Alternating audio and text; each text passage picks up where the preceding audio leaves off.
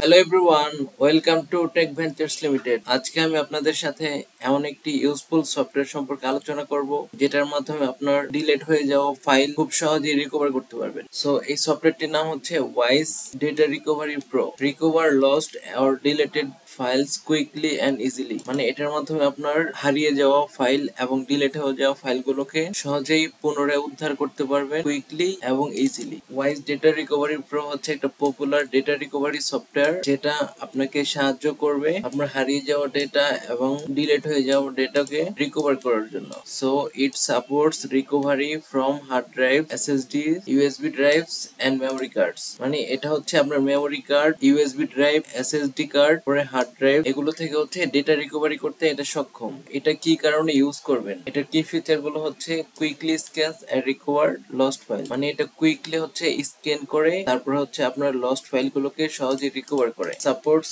1000 plus file type. মানে এটা হচ্ছে 1000 ধরনের ক্যাটাগরির ফাইল গুলোকে হচ্ছে রিকভার করতে সক্ষম, যেমন হচ্ছে ডকুমেন্টস, ফটোস, ভিডিওস, মিউজিক, মানে অন্যান্য যত ধরনের ফাইল আছে 1000 ধরনের ফাইল হচ্ছে এটা সাপোর্ট করে। এটা হচ্ছে ডিপ স্ক্যান ফিচার। মানে এটা হচ্ছে আপনার একদম গভীর থেকে স্ক্যানটা শুরু করে যেন আপনার হারিয়ে যাওয়া ডেটা যত গভীরে চলে যাক না কেন এটা যেন ডিটেক্ট করতে সক্ষম হয়। সেটার জন্য হচ্ছে ডিপ স্ক্যান ফিচারটা অ্যাভেলেবেল আছে প্রো ভার্সনের মধ্যে।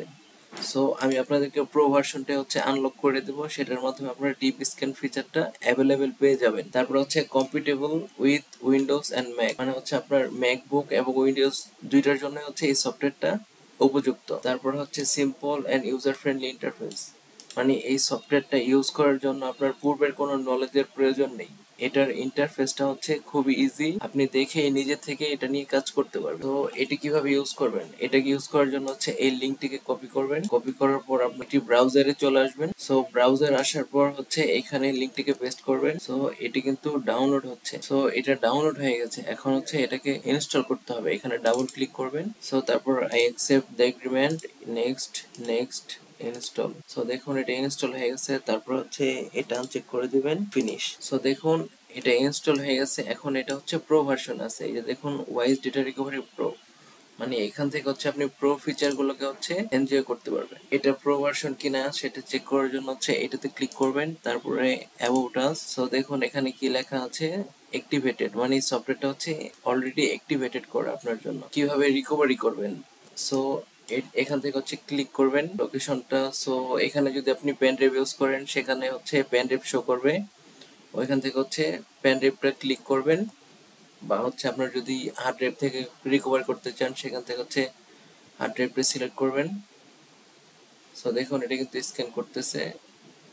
সো দেখুন এই ফাইলগুলো আমি পূর্বে ডিলিট করে দিয়েছিলাম, সো সেগুলো কিন্তু রিকভার হয়ে গেছে।